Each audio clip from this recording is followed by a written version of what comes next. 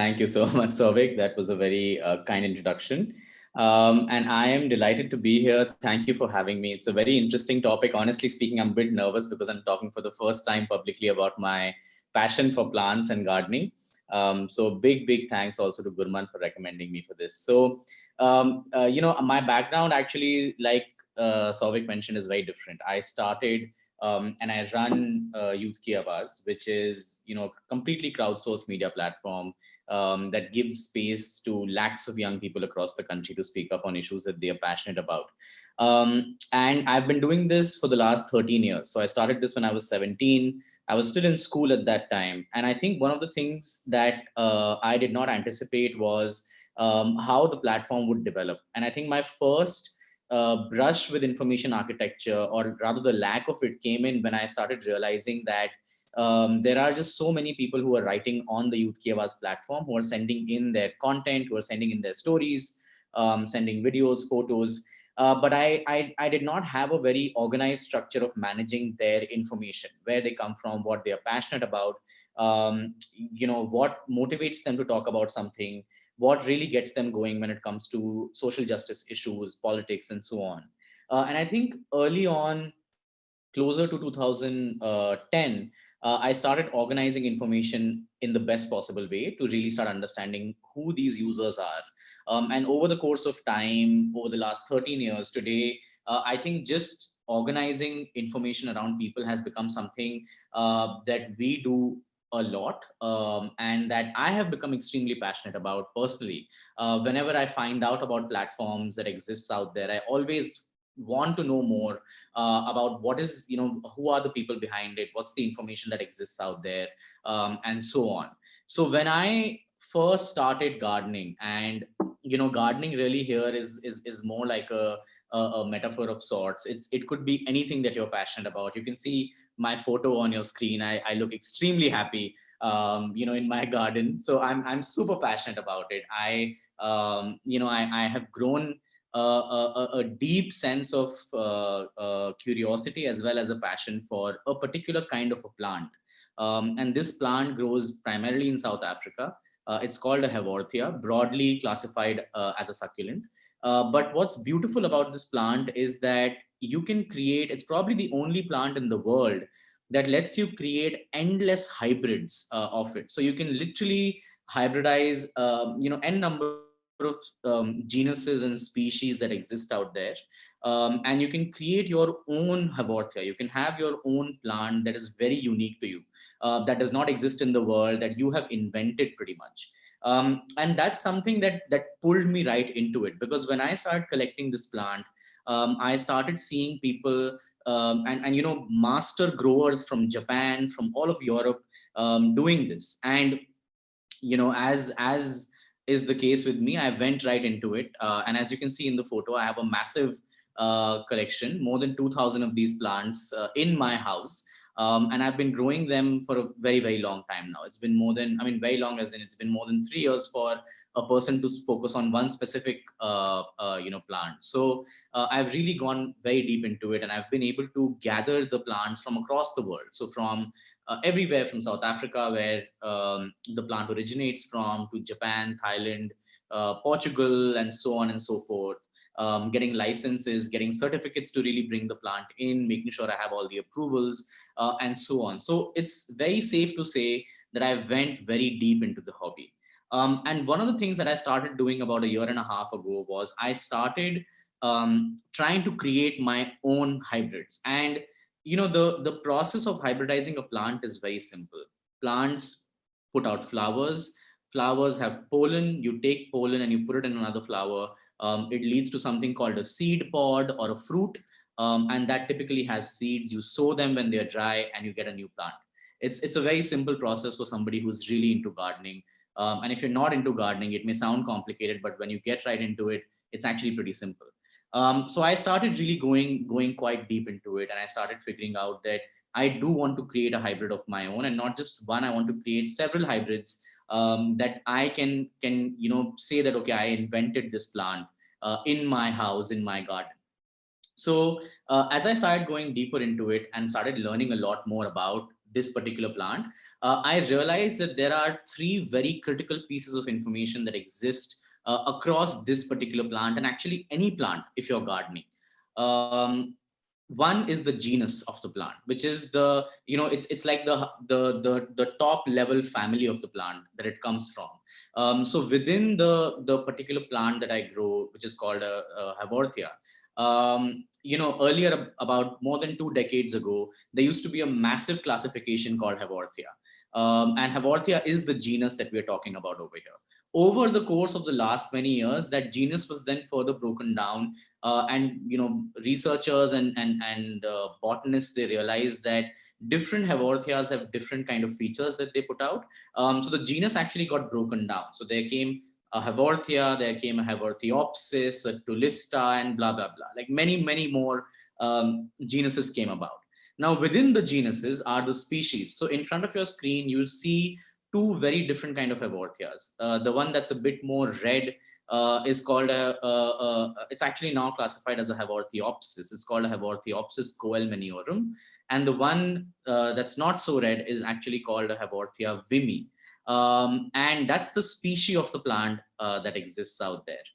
And the third very important part of any single plant is the location that it comes from. So many plants are, of course, born in nature, and you can literally find out the location where it was sown, or where it was grown, where it was growing in nature, etc. But many of them also come from the gardens of different hybridizers. They come from the gardens of different collectors. And this hobby, by the way, is vast. So when I got into it, my first 20 plants, and I thought that I have the world. But then I started discovering people who had thousands of them.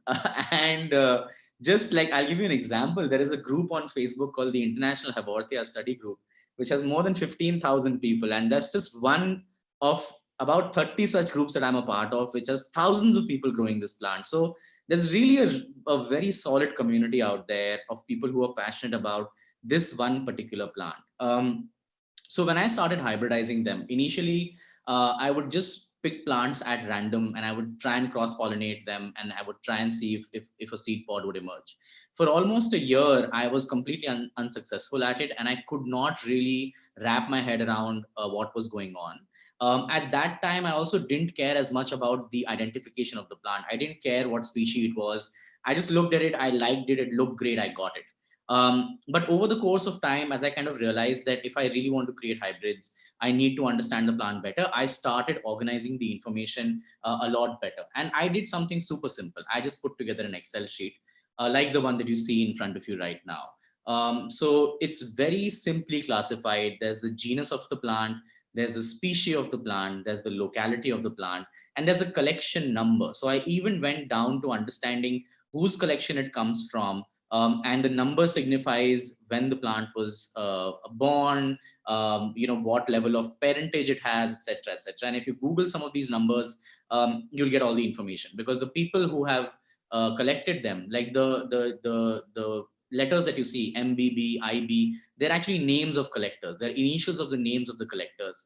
You'll find all the information that they've put out publicly about their collection, and you'll know exactly how they're growing. So when I started putting this information together, I started understanding a lot better which of my plants come from similar locations, which means basically that if a plant is growing in nature at the same location, if two different plants are growing in nature at the same location, there's a very high chance that there is natural pollination occurring between the two of them, which gives me the indication that I can go ahead and do it as well. Similarly, I started realizing that if there are two plants that look similar, they're from the same species but are different in the way they look. So for example, if you see the list that I have in front of you, the second plant over there is called Haworthia attenuata, and the third is called Haworthia attenuata v radula. They're actually two very different looking plants, but they come from the same family. So that started giving me the indication that, okay, this is actually related. These two plants are related. I can actually start hybridizing them as well.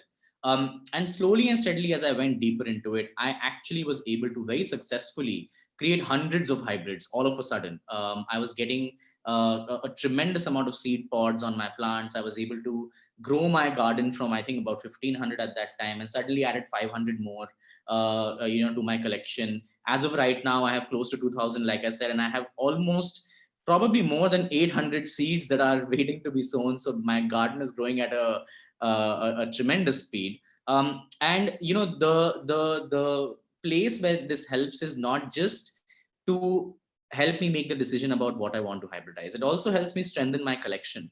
And this applies not just to plants; it applies to everything. It applies to art. It applies to you know, any hobby that you're passionate about, any collection that you're trying to build. It applies to philately. It applies to, you know, collecting coins, for example.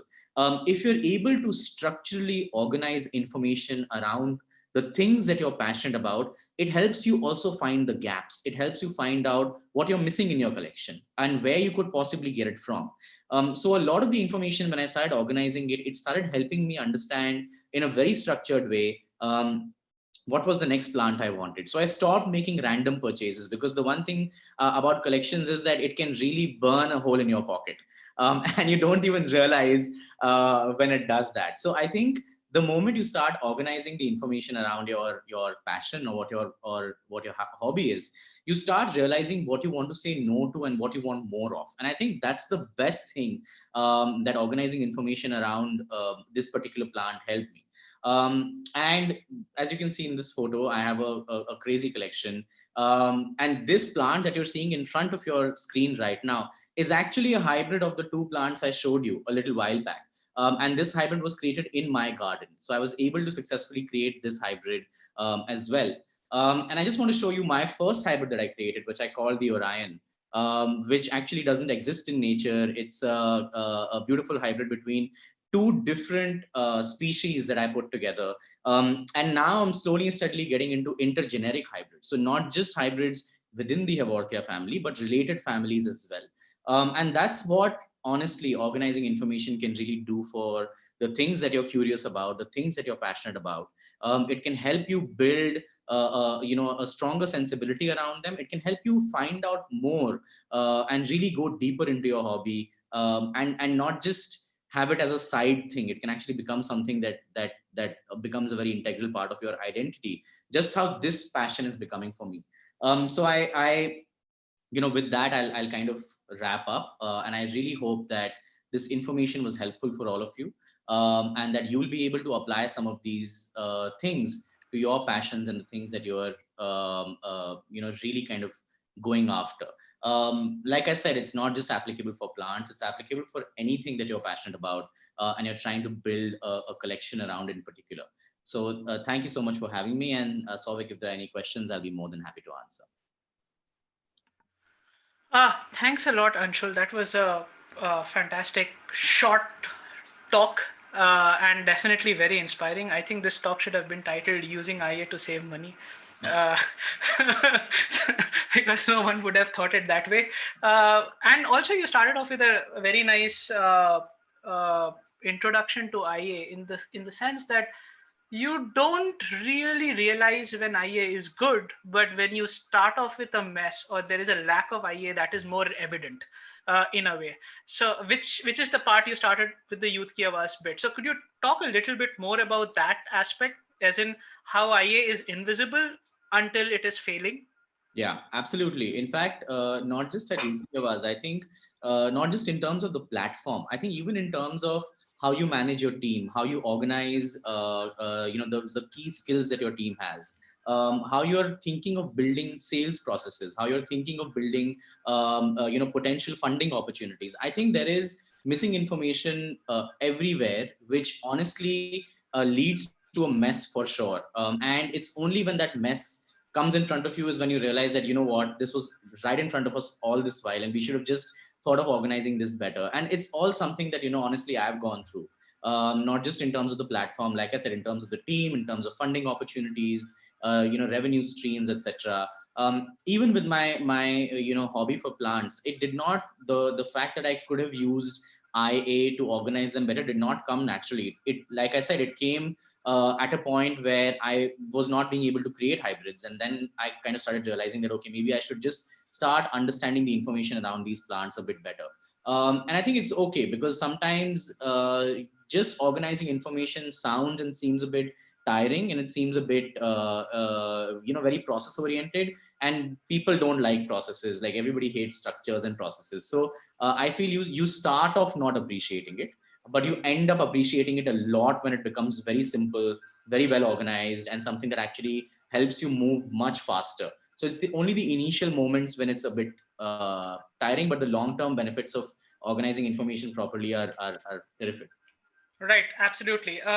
At this point, I would like to just remind our audience, if you're on Zoom, you can use the Q&A tab to give us questions which I'll take it to Anshul. And if you're on YouTube or any other live stream channel, then please use the live chat tools that are there, put in your questions, and they'll be forwarded to me over here. So coming back to you, Anshul, IA, as we understand, is a subset of UX. In a way, it gives you a better user experience and enables you to do things.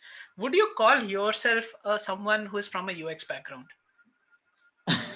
It's very tricky, but I like to believe that I am, because I really love and enjoy understanding user experiences personally. Right. And do you think people need special powers to be able to do IA? Not at all. I think it's just being able to put logical information together, and I think you just need practice and understanding of the kind of sets of information that you have. Right, absolutely.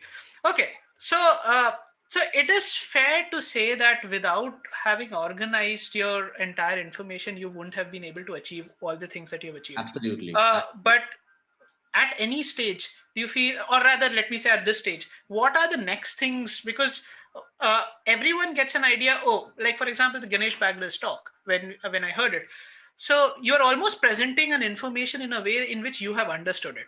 But then the fact that there's a potential for many more things to be discovered beyond that is there, and that is something that always skips our mind. So wherever you are today, what is next? What are the next thing that you might be able to discover? So, as far as this particular hobby or passion that I have is concerned, I think my next step is to actually make a lot of this information public. Because there are many other collectors out there who are trying this but are not being able to be successful at it.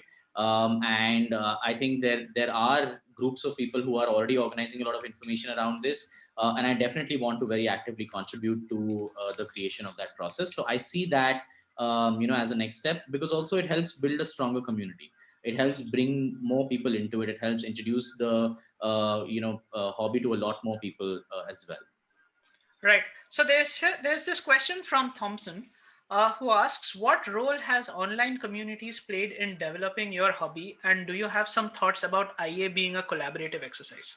Yeah, absolutely. Actually, the communities that already existed around this particular plant played a very, very big role in helping me develop this hobby. Because when I started getting introduced to a lot other growers in other parts of the world, not only did I get access to information that I had absolutely no clue about, but also I got free plants. I mean, they loved the fact that I was trying to do something to this tune, and they loved exchanging plants, and I got a whole bunch of them.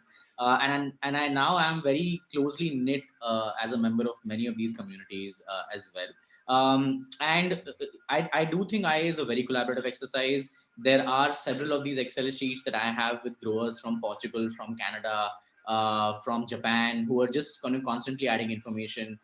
Very recently, there was one particular species of the plant that I talked about, which got completely eradicated from nature because there was a highway that was constructed where it actually grows.